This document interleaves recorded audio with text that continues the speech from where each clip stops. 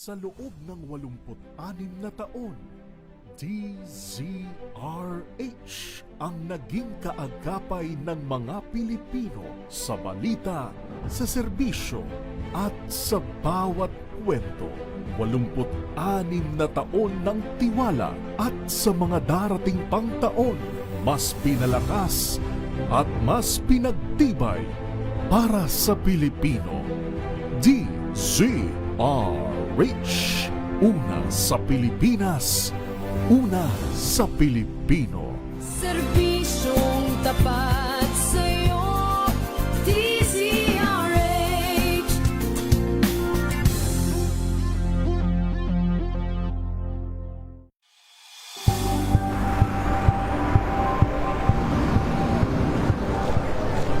Pa rin ang ating mga eksperto. Dito lang sa Expert Opinion.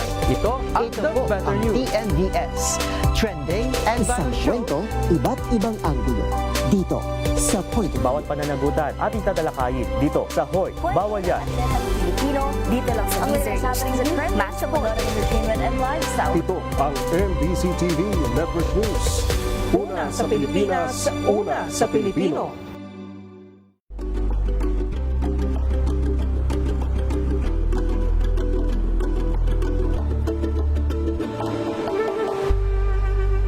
Tumunog na ang gandingan para sa kalikasan.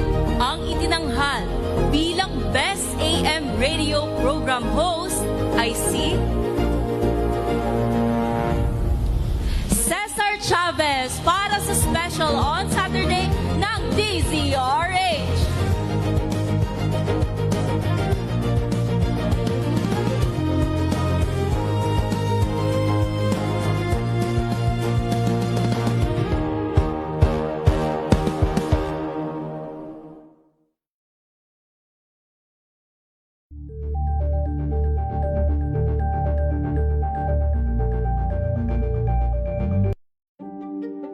Buklatin ang mga pahina. Pakinggan ang boses ng lipunan. Tunghayan ang mga issue mula sa ibang katayuan. Nakakalungkot kasi deserve ba namin ng ganito? Na hindi nila alam kung ano talaga yung kanilang mga karapatan. Yung gobyerno, tinulungan nila yung kanilang magsasaka. Pinapatahimik tayong lahat using various laws. Through education, kayang-kaya nating baguhin yung ganitong klaseng pag-iisip. Isang kwento, iba't ibang anggulo. Dito sa Point of View.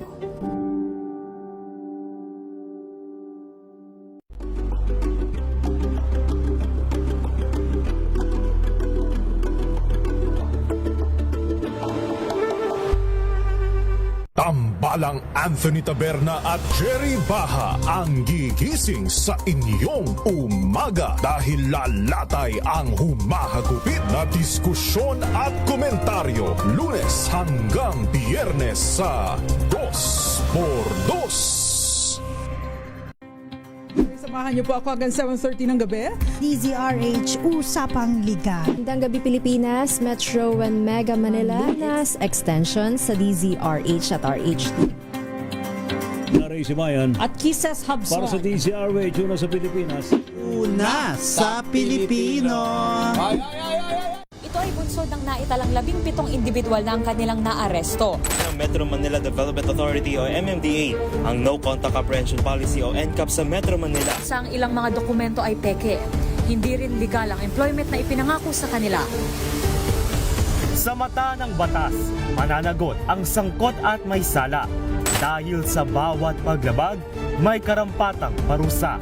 Alamin ang mga pananagutan sa likod ng mga bawal. Dito sa Hoy, Bawal Yan, tuwing Sabado, alas 11:30 ng umaga. Dito lang sa DZRH TV.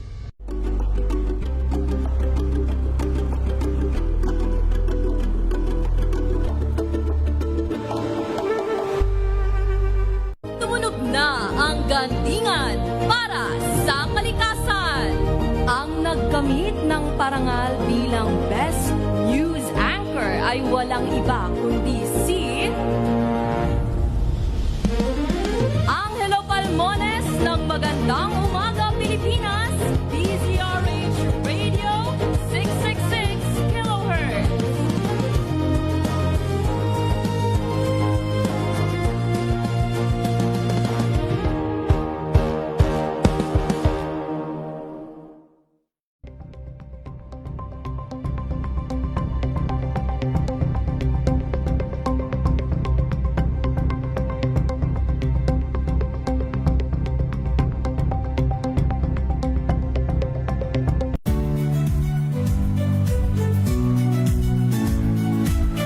Magandang araw mga kaibigan. Ito po ang inyong balerina ng bayan, si Lisa Macuha Elizalde, na nag-aanyaya sa inyong samahan kami at ang aming mga espesyal na panauhin para sa kalahating oras ng masayang kwentuhan sa aming programang Art to Art, kung saan ang usapang sining at kultura ay para sa lahat. Huwag kaliligtaan, tuwing linggo, alas 3:30 ng hapon, dito lamang sa DZRH Radio, DZRH TV, at via online streaming.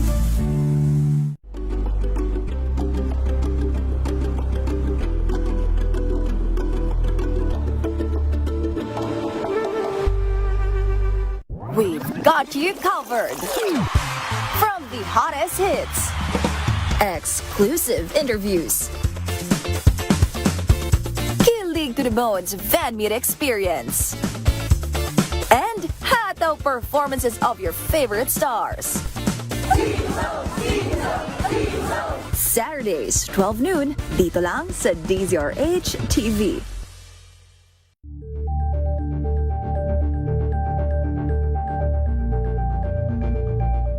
Curious ka ba sa maraming bagay? Kami na ang bahala dyan. Aalamin, tutuklasin at bibigyang linaw namin ang mga katanungang bumabagabag sa inyong isipan. Sa programa kung saan ang bawat sagot ay galing lamang sa mga eksperto. Ang Expert's Opinion, tuwing linggo alas 3 ng hapon, dito lang sa DZRH TV.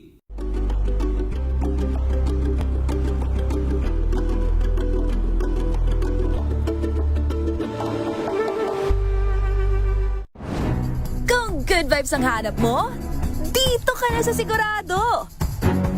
Mula sa mga istoryang nagbibigay ng inspirasyon hanggang sa mga kwentong may dalang solusyon.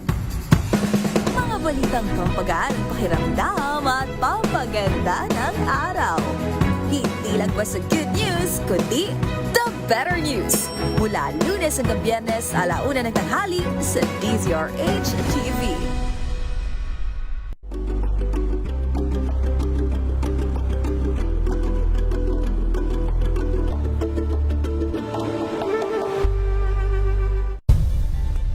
Nagsimula sa pangarap hanggang sa maabot ang tagumpay. Iba't ibang kwento, iba't ibang mukha ng atletang Pilipino. Mas pinatindi, mas pinalakas, at mas pinaaksyon sa Match Point tuwing Sabado, 12:30 ng tanghali sa DZRH TV.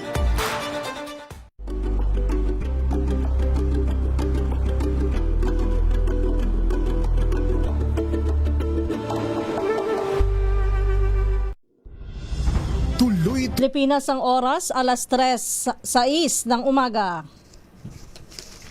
Saan man mangyari ang balita, Luzon, Visayas at Mindanao, hagip ng balita.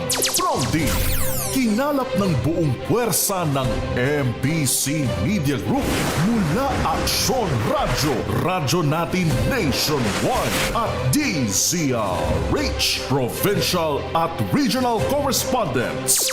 Balita. Pronti, kasama si Kises Habson. DZRH Balita. Pronti.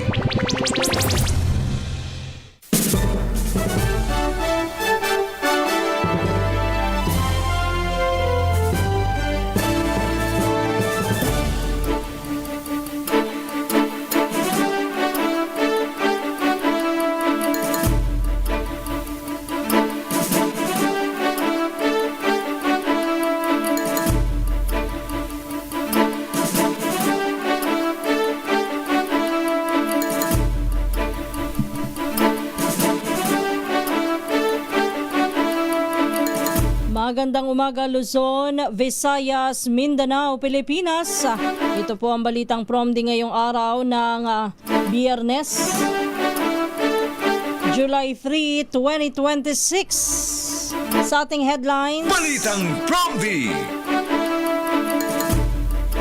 3 araw na kilos protesta ng INC tinapos na kagabi. Balitang Promdi. Testimonya ng 8 sa 18 dating bodyguards ni Zaldico gagamitin sa kaso laban kay dating Speaker Martin Romualdez. Balitang Promdi. Impeachment trial kasado na sa Lunes, defense team, kumpiyansa na maabsuelto si VP Sara. Mga pari nagpamisa para sa prosecutors. Balitang Promdi. Utang ng Pilipinas pumalo na sa 18.88 trillion pesos. Balitang Promdi. DepEd magbubukas ng 10,000 trabaho para sa posisyon ng Guidance Counselor Associates. Balitang Promdi. DepEd nagbabala sa mga magdadala ng armas at masasangkot sa security threat, posibleng patalsikin sa mga paaralan. Balitang Promdi. Posibleng maging super typhoon na nagbabadyang pumasok sa bansa sa susunod na linggo. Balitang Promdi. Yan ang ulo ng ating mga balita. Kasama niyo po ang inyong lingkod, Kisas Habson, para sa DZRH, una sa Pilipinas, una sa Pilipino.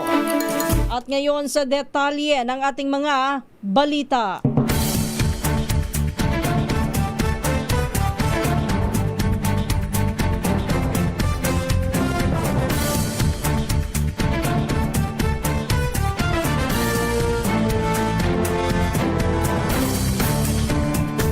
Tinapos na ng Iglesia ni Cristo ang 3 araw na kilos protesta bilang pagtutol sa planong pagsasampa ng kasong plunder laban kay Senador Rodante Marcoleta. Unang nagkasa ng sorpresang rally ang INC sa People Power Monument sa EDSA na tumagal ng 2 araw bago tumungo sa liwasang Bonifacio sa lungsod ng Maynila kahapon na itinuturing na isang Freedom Park. Dumalo sa pagtitipon ng ilang personalidad na sumusuporta sa kampo ng mga Duterte, kabilang sina Senador Robin Hood Padilla, dating Presidential Spokesperson Sal Panelo at Batangas Congressman Leandro Leviste. Ayon sa Manila Police District, umabot sa tinatayang 2,800 ang dumalo sa rally kahapon. Iniulat naman ng Metropolitan Manila Development Authority na mahigit 36 na tonelada ng basura ang nakolekta nila doon pa lang sa EDSA White Plains Avenue matapos ang 2 araw na pagtitipon sa Quezon City. Balitang Promdi.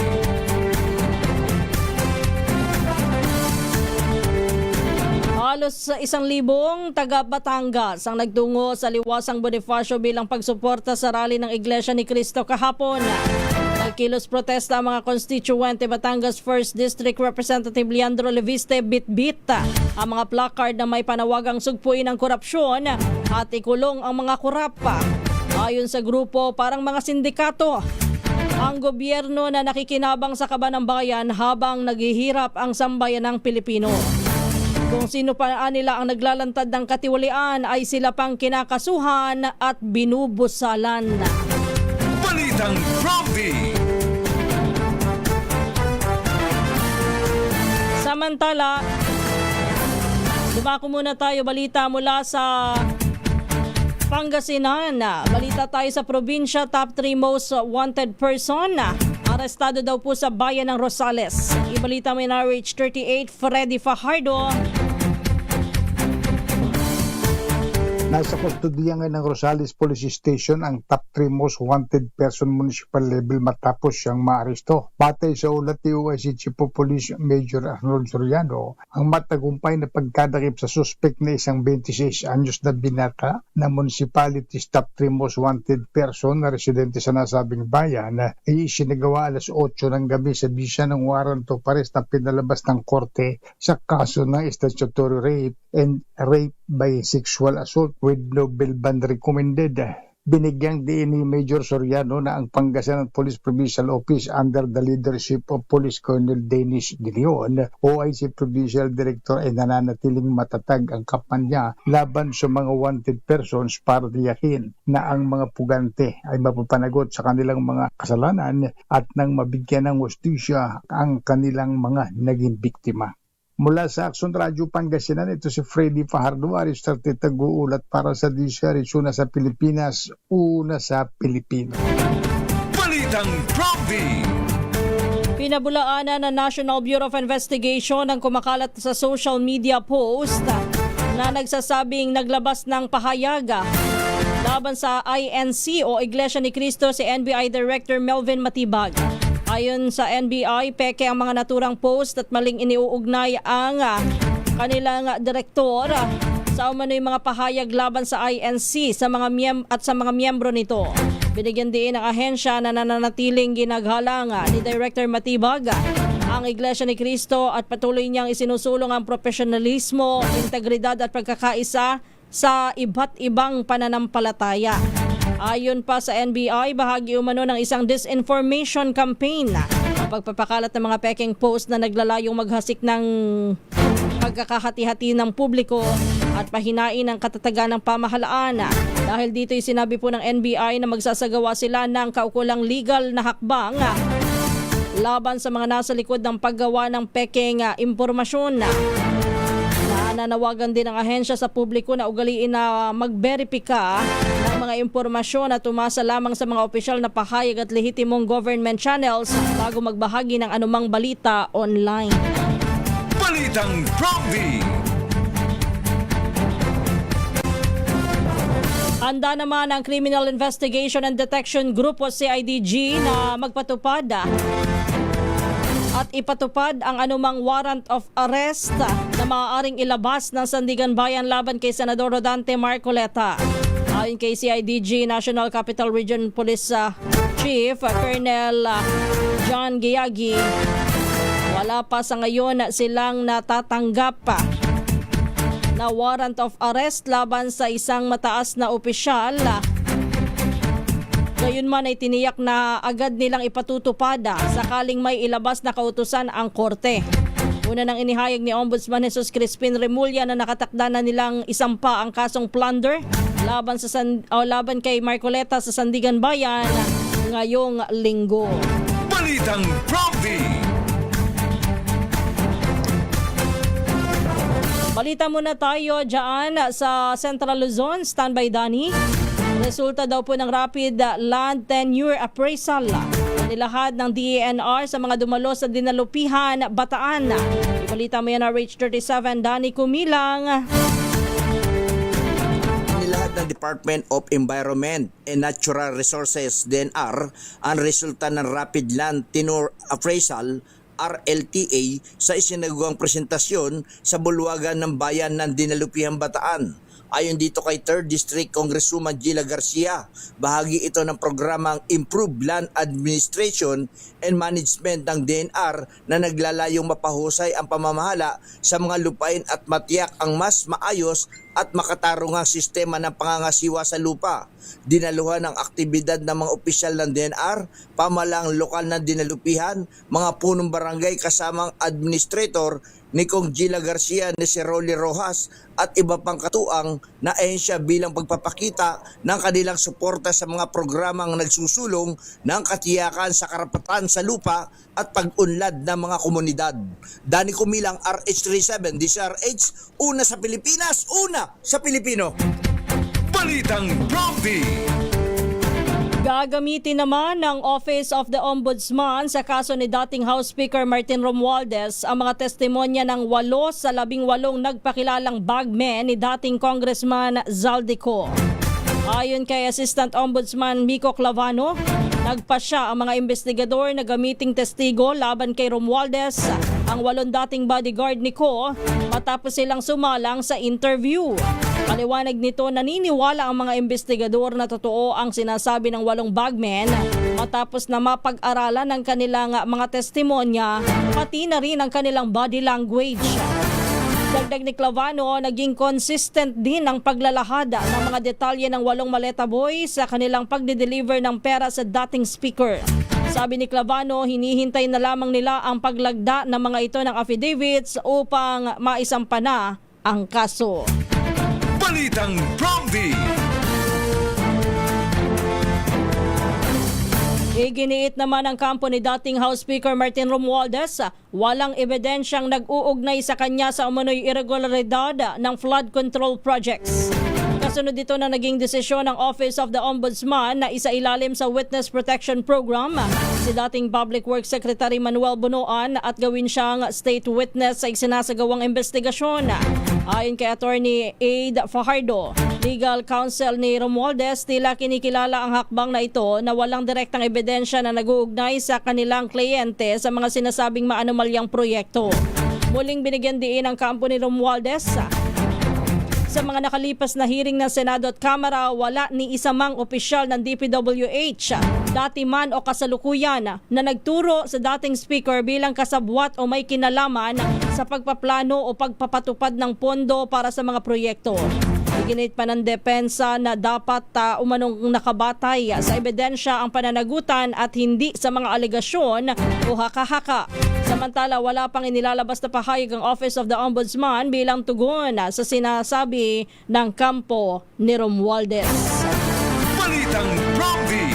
Alas 3:19 na po ng umaga. Sa iba pa nating mga balita, puntahan natin si Rex Cantong standby mula dyan sa Negros Occidental. Lalaki patay nang makita, nakagapos daw po ng duct tape sa lungsod ng Bago.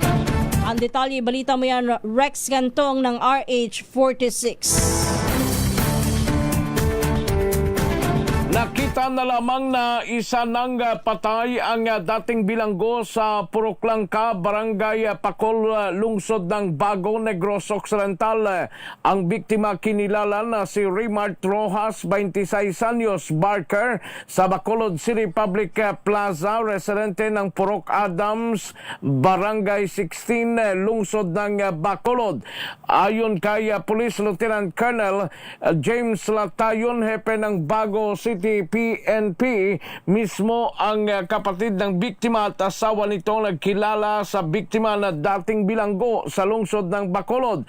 Ang biktima na kilala dahil sa kanyang mga tato na Prince Gabriel sa kanyang kamay at Rose naman na tato ang pangalan sa kanyang katawan na si Jana. Napag-alaman na ang biktima ang mayroong kaso sa illegal gambling sa Bacolod City Police Office Station 2 at noong taong 2018 at 2024 nitong taon pagnanakaw naman ang kaso sa Police Station 1 ng BCPO. Ito si RH46 Rex Cantong para sa DZRH, una sa Pilipinas, una sa Pilipino.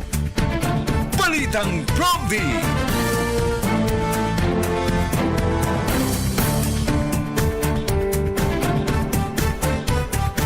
Pilipinas, ang oras alas 3:21 na po ng umaga. Kasado na ang impeachment trial laban kay Vice President Sara Duterte na gaganapin sa Lunes. Pinaghahandaan na daw po ng House Prosecution Team ang inaasahang gagamiting technicalities at procedural matters ng kampo ng Vice President Sara Duterte para harangin ang paglalatag ng mga ebidensya laban sa kanya. Ayon kay Attorney Benjamin Tolosa Jr., ito ang nakikita nilang pangunahing legal obstacle sa opisyal na pag-uumpisa ng impeachment trial sa darating na Lunes, July 6. Kaugnay nito'y humingi naman ng panalangin si House Lead Prosecutor Jervy Luistro para sa maayos na pag-usad ng paglilitis. Matatandang hindi natuloy ang unang impeachment case laban sa Vice Presidente noong 2025 matapos itong questionin ng kanyang kampo sa Korte Suprema dahil sa kawalan umano ng due process kung saan idineklara itong unconstitutional. Balitang Prompty. Nag-alay naman ng panalangin sa pamamagitan ng isang misa ang ilang mga pari ng simbahang Katolika para sa mga prosecutor upang magkaroon sila ng gabay, karunungan at tamang pagpapasya. Isinagawa ang misa sa Chapel of the Nativity sa Immaculate Conception Cathedral sa Cubao, Quezon City ilang araw bago ang impeachment trial laban kay Vice President Sara Duterte.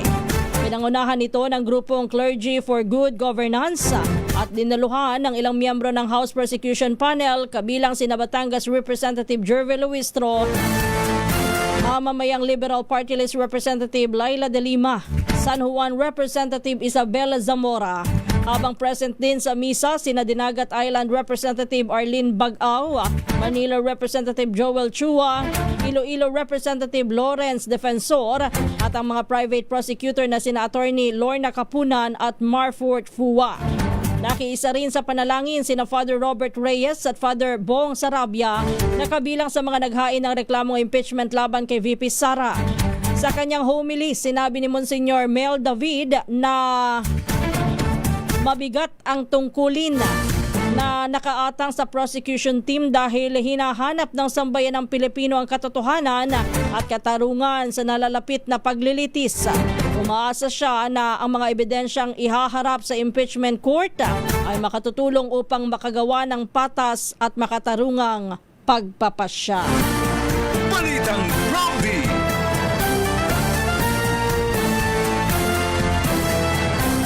Kumpiyansa naman ang kampo ni Vice President Sara Duterte na maabsuelto ito sa impeachment case na isinampa laban sa kanya.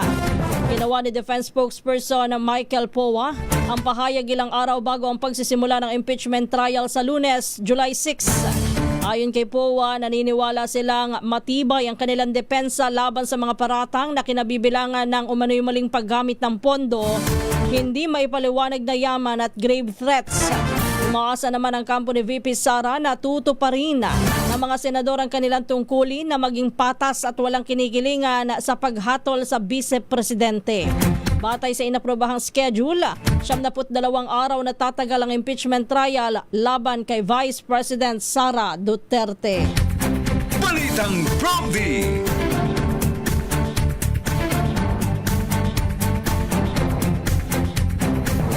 Samantala, balita muna tayo sa Western Visayas. 80.6 na milyong pisong halaga ng suspected shabu nasamsam sa Iloilo City Police nasamsam ng Iloilo City Police Office sa loob ng 6 na buwang operasyon ngayong taon. Balita mo yan, Jocelyn Make ng Action Radio Iloilo. Ng Iloilo City Police Office ang mahigit 80.6 million pesos na halaga ng suspected shabu na nasamsam sa loob ng 6 na buwang operasyon. Resulta ito ng 335 na anti-illegal drug operations ng iba't ibang unit. Umaabot sa 431 na mga drug suspect ang nadakip, kabilang na ang 125 na high-value individuals, 297 na street-level individual at 7 wanted person. Kinilala naman ni ICPO Director Police Colonel Wilbert Parilla ang mga operating personnel, partner law enforcement agencies at komunidad sa suporta sa kampanya kontra iligal na droga. Mula sa Action Radio Iloilo, ito si Jocelyn Make para sa DZRH, una sa Pilipinas, una sa Pilipino. Balitang Prompty.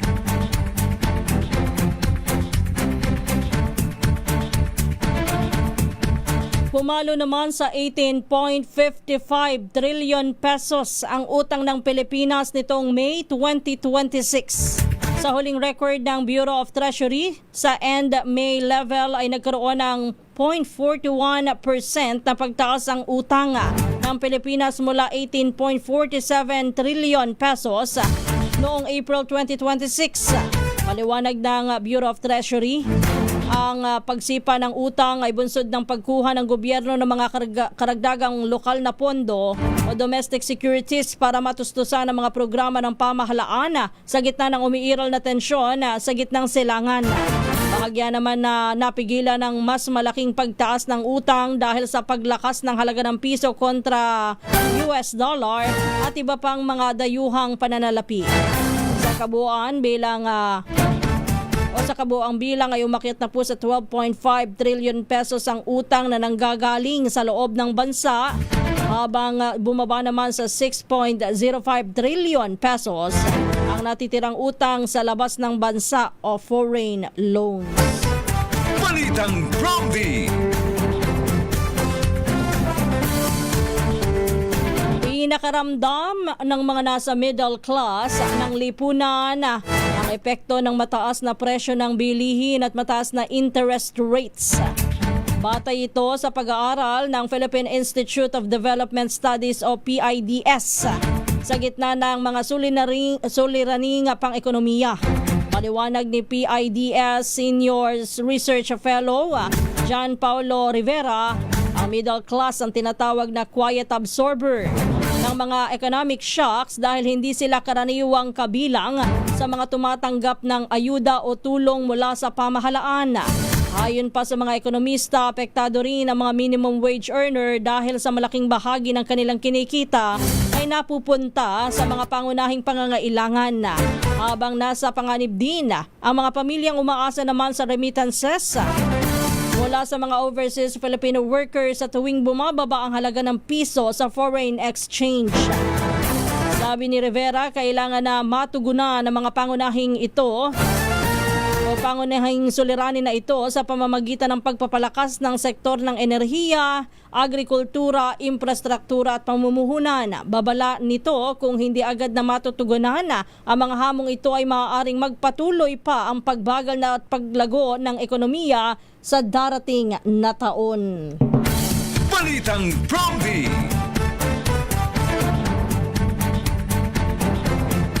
Balitang Promdi.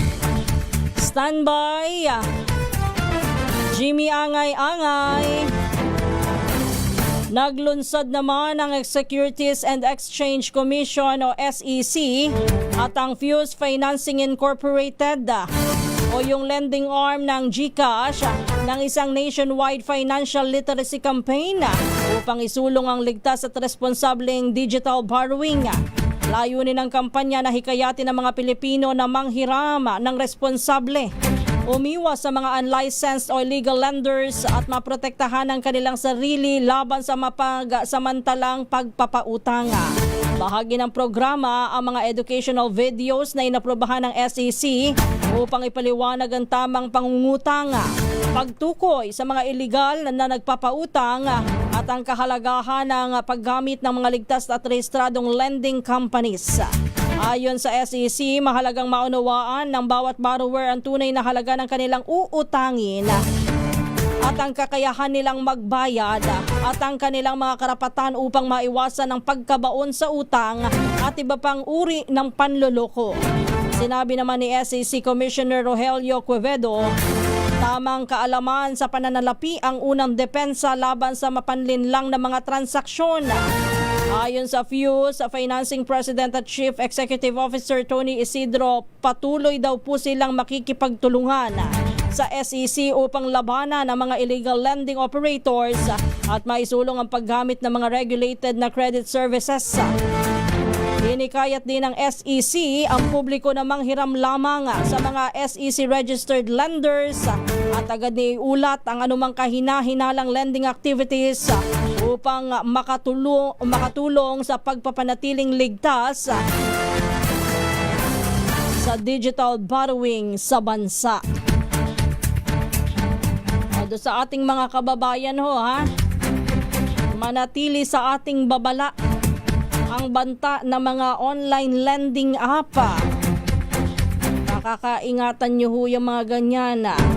Kagaya na lamang nung last year, meron tayo nabalitaan na nagpakamatay dahil po dyan sa utang mula sa mga lending app.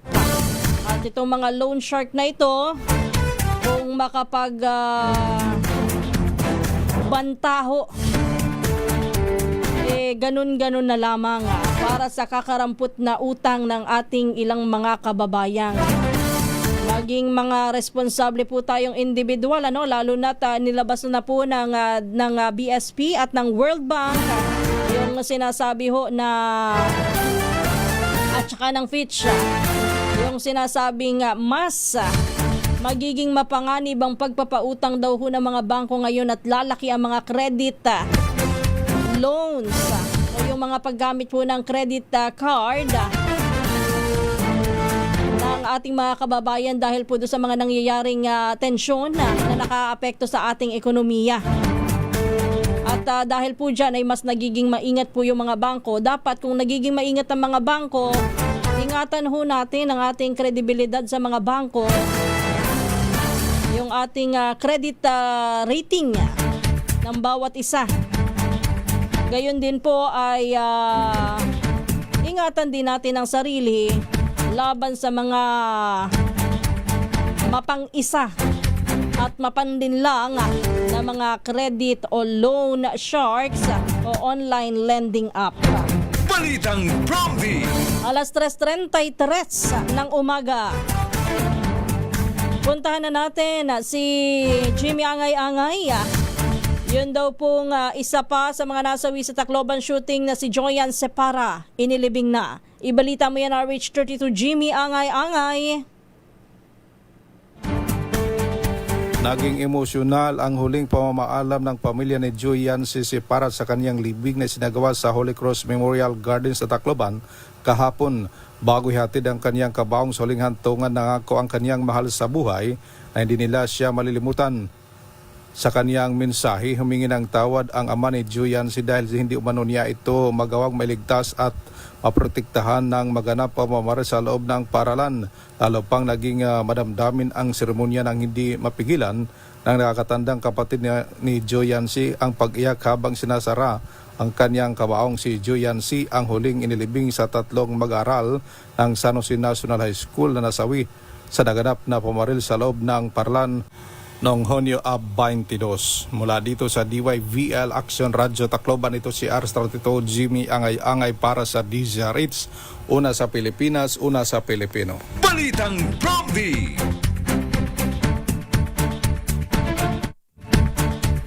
Sa iba pa nating mga balita, personal naman nasasaksihan ni Pangulong Ferdinand Marcos Jr. at na Canadian Prime Minister Mark Joseph Carney ang paglagda sa ilang kasunduan matapos ang kanilang bilateral meeting sa Canada. Ito po'y bilang bahagi ng 4 na araw na official visit ni PBBM sa naturang bansa matapos ang imbitasyon sa kanya ni Carney. Ayon sa Pangulo, kabilang sa mga prioridad ng kanyang pagbisita ang pagpapalawak ng kooperasyon sa pagmimina, critical minerals, renewable energy, kalakalan, pamumuhunan, kultura at turismo. Kasama rin sa tatalakayin ang sitwasyon sa Indo-Pacific region, gayon din sa Middle East. Magkakaroon din ng pagpupulong si PBBM sa mga negosyante at investors upang mahikayat ang mas marami pang Canadian investments sa iba't ibang sektor para po sa Pilipinas. Bago umuwi, makikipagkita rin ang Pangulo sa Filipino community sa Canada. Balitang Promdi. Good morning, Mr. Filemon Mamuwad. Kayo hubay kasama dyan sa mga makikipagkita kay Pangulong Bongbong Marcos dyan sa Canada. Balitang Promdi. Magbubukas naman ang Department of Education ng 10,000 trabaho para sa posisyon ng School Counselor Associates. Ito po'y makaraang aprubahan ng Civil Service Commission ang qualification standards para sa School Counselor Associate. 1. Ayon po kay Education Secretary Sani Angara, mahalagang hakbang ito sa pagpapatupad ng Basic Education, Mental Health and Wellbeing Promotion Act o yung RA 12080. Sa ilalim ng naturang batas, maaaring maging School Counselor Associates ang mga nagtapos ng psychology. Gayon din po yung mga graduate ng behavioral science o guidance and counseling. Hindi po kinakailangan ng lisensya mula sa Professional Regulatory Commission o Regulations Commission o PRC para po sa naturang posisyon basta't mayroon po silang hindi bababa sa 200 oras ng kaukulang training. Samantala, naglaan din po ang Department of Budget and Management ng 2 bilyong pisong pondo mula sa 2026 National Budget para sa unang 10 posisyon o 10,000 posisyon para rito. Binubuo rin ng Department of Education ang panuntunan para sa recruitment, appointment at deployment ng mga bagong School Counselor Associates. Balitang Promdi.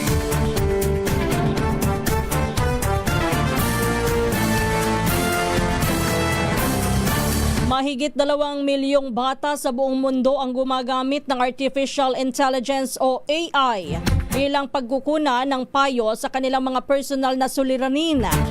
Itinaya rin ng United Nations Children's Fund o ng UNICEF na nasa 13 milyong bata ang gumagamit din po ng AI sa paggawa naman ng takdang aralin at iba pang gawaing pang-eskwelahan. Ayon sa ahensya, mas mabilis tanggapin ng mga kabataan ng AI, ngunit kasabay po nito, hindi pa sapat ang mga umiiral na patakaran upang matiyak ang kanilang kaligtasan habang ginagamit ang naturang teknolohiya. Bagamat nakatutulong ang AI sa pag-aaral at paglinlang ng kasanayan, nagbabala din po ang UNICEF na maaari itong magdulot ng panganib. Kabilang dito ang panloloko, pagkalat po ng maling impormasyon at paggamit po ng AI, gayon din sa paggawa ng mga peking larawan at video. Dahil dito hinihikayat ng UNICEF ang pamahalaan at ang tech firms na palakasin po ang mga hakbang para maprotektahan ang mga bata at matiyak po ang ligtas at responsableng paggamit ng AI o Artificial Intelligence. Balitang Prompty. Muli po sa ating mga magulang ang tamang paggabay sa mga bata sa paggamit ng gadgets at ng technology. Yan po ay magiging sandata upang maprotektahan po sila mula sa mga banta kahit pa po dito sa AI. Totoo, nakakatulong po ang AI kung gagamitin ito sa tama. Yung iba po nating mga kabataan kapag pinagsasagot halimbawa ng mga essay, lahat inaano na sa AI. Hindi na ho nakakapag-isip ng maayos ang mga bata nang galing po sa kanilang sariling kakayanan at likha. O minsan ibinabatay na po ang lahat-lahat sa AI. At ultimo po mga sagot pati sa mga assignments. Abay, konting type lang, alam na ang sagot. Dahil din po yan sa AI. Makatutulong po talaga ang AI pero dapat ay gagamitin po yan ng wasto. Alas 3:40, 20 minuto bago mag-alas 4, puntahan muna natin. Balita naman mula sa Northern Samar. Eastern Visayas top 2 most wanted. Naharap daw po sa kasong 5 bilang ng kasong rape na timbog sa Osamis Occidental matapos ang 16 na taong pagtatago. Ibalita mo yan RH34 Jane Galit Bantayan. Matapos ang halos 16 na pagtatago sa batas, napasakamay na ng otoridad ang itinuturing na Eastern Visayas top 2 most wanted person. 5 counts of rape ang kinakarapitong kaso. Doon ito natimbog sa Purok 3 ng Barangay Sangay, Osamis City, Misamis Occidental. Ayon sa ulat ng PNP, ang natimbog ay isang senior citizen na 74 na taong gulang, residente ng Barangay Panlanit, San Isidro, Northern Samar. Natimbog ito ng San Isidro Police sa pangunguna naman ni Police Lieutenant Lawrence Belvesaya, Officer in Charge, at Osamis City Police Station na pinapangunahan ni Police Major Agustin Arazo, Officer in Charge. Inalis ang nasabing wanted sa bisa ng warrant of arrest mula sa Regional Trial Court, Branch 23, Ali, Northern Samar, noong July 19, taong 2010. Walang piyansa na inilagak ng korte sa nasabing kaso. Nakatakdang dalhin dito sa lalawigan ng Northern Samar ang naarestong wanted. Mula sa Action Radyo Katarman, RH34 Jane Galit Bantayan ng DZRH. Una sa Pilipinas, una sa Pilipino.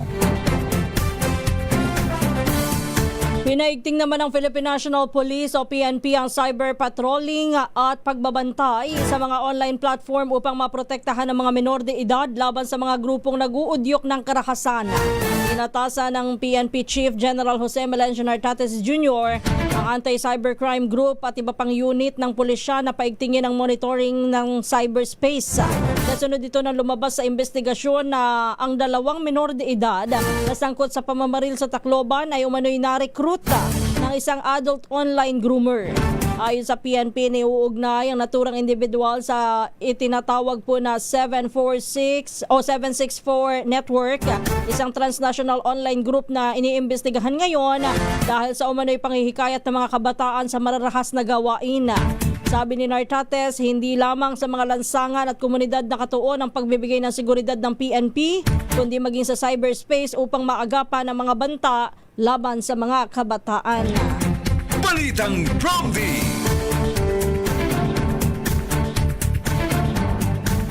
Nagbabala naman si Education Secretary Sani Angara na maaaring masuspinde o mapatalsik sa mga paaralan ng mga estudyanteng sangkot sa mga pagbabanta at pagdadala ng armas sa loob ng eskwelahan. Ayon kay Angara, seryosong tinatrato ng Department of Education ang bawat banta kasunod ng pagdami ng mga insidente at online post na may kaugnayan sa karahasan sa mga paaralan. Sinabi ng kalihim, bukod sa pagpapatibay ng seguridad sa mga paaralan, mahalagang mapalakas din ang ugnayan ng mga guro, magulang at mga mag-aaral. Ito'y upang matiyak na nararamdaman ng bawat bata ang suporta at pagiging bahagi ng komunidad. Kaugnay nito ay ipinauubayan na rin ang Angara sa lokal na pamahalaan ang pagpapatupad ng mas mahigpit na polisiya laban sa mga estudyanteng sangkot sa karahasan tulad ng panukalang expulsion sa lungsod ng Maynila. Balitang Prompty.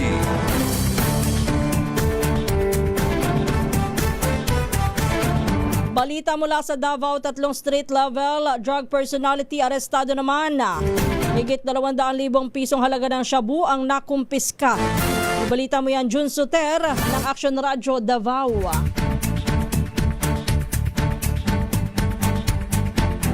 Tatlong hinihinalang street-level drug personalities ang naresto sa isinagawang bypass operation ng Davao City Police Office o DCPO sa Purok Santa Cruz, Barangay Leon Garcia, Agdao, Davao City, bandang alas 6:27 ng gabi, Hulyo 1, 2026. Pinangunahan ng operasyon na matauhan ng Police Station 16 sa ilalim ng pamumuno ni Police Major Philip Dave Udin, katuwang ang 1st and 2nd City Mobile Force Companies. Sa operasyon, nakumpiska ng mga otoridad ang hinihinalang shabu na may tinatayang standard drug price na 210,800 pesos. Bukod pa sa iba pang ebidensya may kaugnayan sa operasyon, pinuri naman ni Davao City Police Office City Director Police Colonel Peter Bauzon Madria ang mga operatibang nagsagawa ng bypass operation. Ayon sa kanya, mananatiling pinaigting ng DCPO ang intelligence-driven anti-illegal drug operations bilang bahagi ng patuloy na kampanya laban sa illegal na droga at upang mapanatili ang kapayapaan at kaayusan sa Davao City. Kasalukuyan na nasa kustudiya ng kapulisan ng mga sospek habang inihanda ang kakulang kaso laban sa kanila. Ito si Jun Suter para sa DZRH. Una sa Pilipinas, una sa Pilipino. Balitang Prompty. Posibleng maging super typhoon ang tropical storm na minomonitor ng Pag-asa sa labas ng bansa.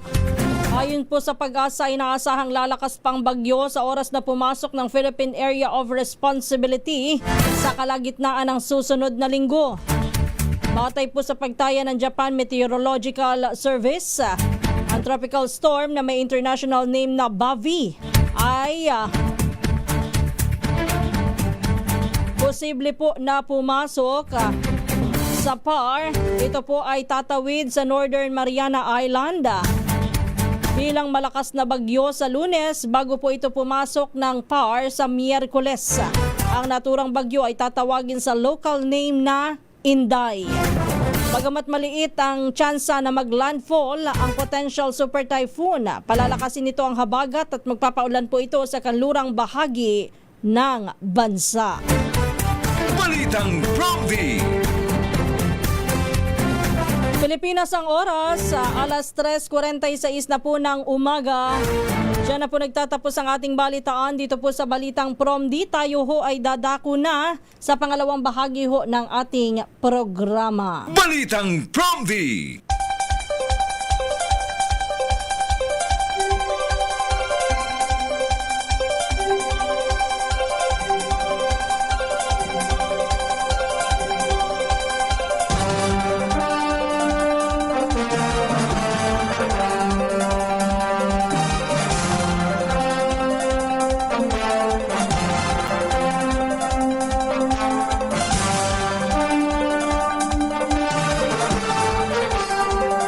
Isang magandang umaga po ang ating pagbati sa lahat ng mga nakikinig, nanonood at nakatutok ngayon dito sa ating programa.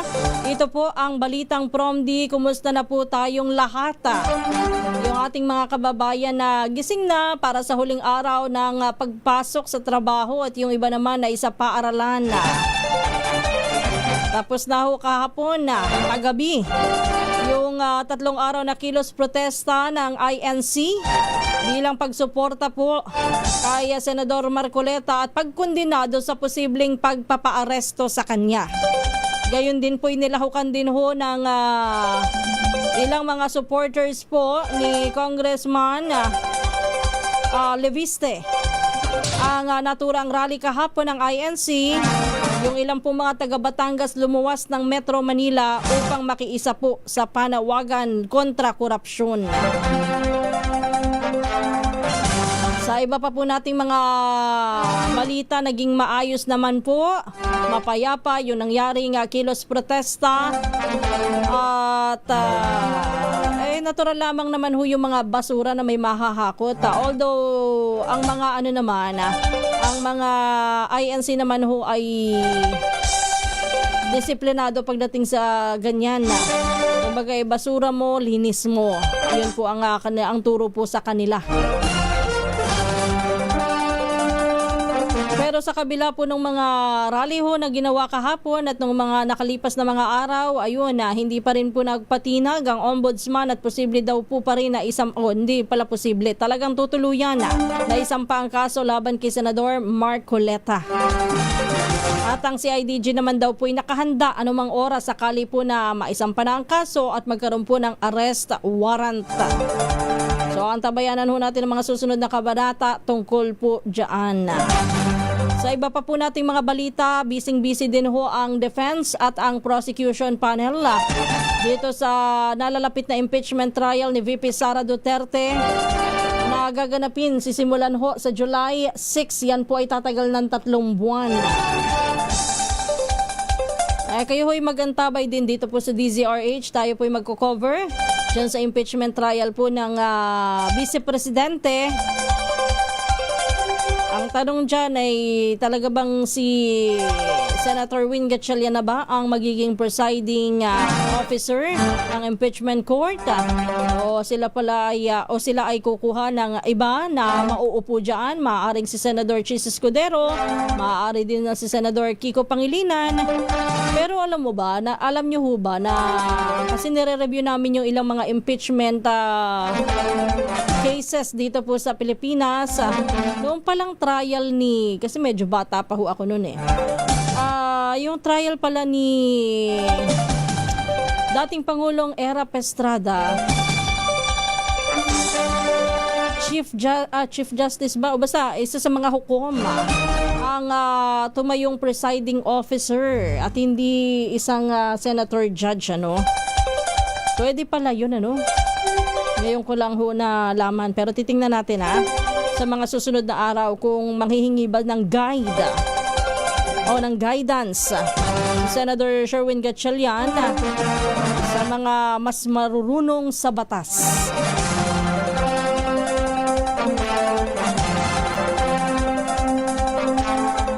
Samantala, sa kabila po ng kaliwat ka ng mga issue sa politika dito po sa ating bansa, ay patuloy naman po ang pagtutok din ng Philippine National Police. Busy din po ang Philippine National Police. Hindi lang sa pagbabantay sa seguridad ng ating mga kababayan na nasa mga impeachment nasa mga kilos protesta, kundi maging doon sa pagbabantay po sa mga bata, maging sa online world.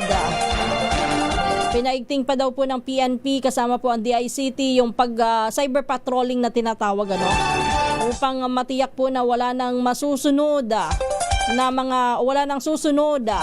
mga insidente ho ng karahasan tulad na nangyari sa Tacloban City. In fact, nitong mga nakalipas na araw, marami na rin po mga nahuli na nakapagpasok po ng armas o kaya naman ho ay may mga pagbabanta sa kanilang mga paaralan at yan ay natutukan agad ng ating kapulisan. Sana naman po ay wag nang masundan talaga. Ipanalangin ho natin at maging leksyon po ito at eye-opener sa ating mga magulang sa mga posible na gawin ng mga bata na hindi lang puro laro, pwede po pala yung mag-create ng karahasan. Ako mismo sa aking pamilya, nagkaroon ako ng although alam ko na may mga naglalaro, nagkaroon ako ng kumbaga ay mas lalong interes na magtanong-tanong, ano nga ba yung mga ginagawa dyan sa laro na yan? Posible ba yung ganito, ganyan? Nagtatanong tuloy ako. Magiging banding nyo pa po yan ng inyong pamilya, ha? Kahit pa paano yung nakakapagtanong tayo at nadadagdagan ng kaalaman natin. Katulad na lang doon sa Roblox, nagtatanong-tanong ako, paano na mapupunta, kasi di ba may kumalat na video? Bigla ako nagtanong, wala palang video yung ganito. Meron pala, ang nagagaya pala sa Roblox, ay yung, hindi yung mismong video, kundi yung avatar na ginagamit mo, nagagaya yung galaw mo. Kung ano man ang ginagawa mo, ginagaya niya. Pero hindi mismong yung ikaw, yung nandoon sa video. Kaya tinatanong ko kasi kung posible nga ba na magpa-task kung wala namang video. Papaano nga makikita na ginagawa mo yung isang task para mag-upgrade ka ng level. Yung pala yun, meron palang mga avatar na gagayahin kung ano yung kinikilos mo. Pero parang delikado pa rin, ano? Anyway, yan lamang po ang ilan sa mga nakita natin itong mga nakalipas na araw. Basta pagbutihin po natin ang pag-guide sa ating mga anak. Good morning muna kay Brian Agamanos. Mar Valenzuela ng Torrijos, Marinduque. Good morning kay Don Matilde. Isang magandang umaga. Celso Arreglado Cosico. Ganon din kay Mario Padil Salyadora. Rodrigo Marbebe. Good morning. Ganon din kay June Oliveros. Binabati rin po natin si Bentong, sir. Kumusta na? Okay ka na? At ganon din kay Andoy the Great. Benjamin Lawigan. Isang magandang umaga kay Mar Valenzuela. Kay sa mga taga-oras Eastern Samar. Binabati rin po natin si Mauro June Aspiliaga. Kay Ted Nevilla. Oy, good morning Ted. Mula sa Brooks Point, Palawan. At ganoon din po kay Tatayel Antonio. Sabi niya, pwede po bang magkaroon sana ng batas na yung mga maliliit na mga bata ay tigilan ang cellphone sana po. Kaya lang, alam naman po natin dito sa Pilipinas, kahit na anong batas, nakalulusot yan. Basta ginusto. Pero syempre, may kaukulang parusa kapag ka nahuli. Sa mga bahay ho, dapat kahit wala ho yung batas na yan, yung mga magulang mismo ang magturo sa kanilang mga anak, maglimit sa kanilang mga anak o magbawal sa kanilang anak na humawak muna ng cellphone. Palibhasa nga ho, tutok din ho, nakaglue din ang mga mata ng mga magulang at ang atensyon ng mga magulang sa cellphone. Kaya ang ginagawa ho sa mga anak sa murang edad, 1 year old, 2 years old, pag nakita nilang naaaliw sa cellphone, bibigyan ho ng cellphone para manahimik yung mga bata. Hindi ba? Ganun yung nangyayari sa atin. Pagpapatuloy pa po natin ang iba pang mga issues sa mga susunod na linggo. Pero in the meantime, tayo po muna ay magpapaalam na. Isang maligayang araw ho ng Biyernes at maraming salamat po sa inyong lahat na tumutok sa ating programa. Ito po ang Balitang PROMD hanggang sa susunod na Lunes. Ako po ang inyong lingkod, Kisas Habson. Susunod naman si Kong Angel Palmona sa Magandang Umaga, Pilipinas. Muli Pilipinas ang oras, alas 3:56 ng umaga. Good morning and happy weekend. Dumilim ang kalangitan.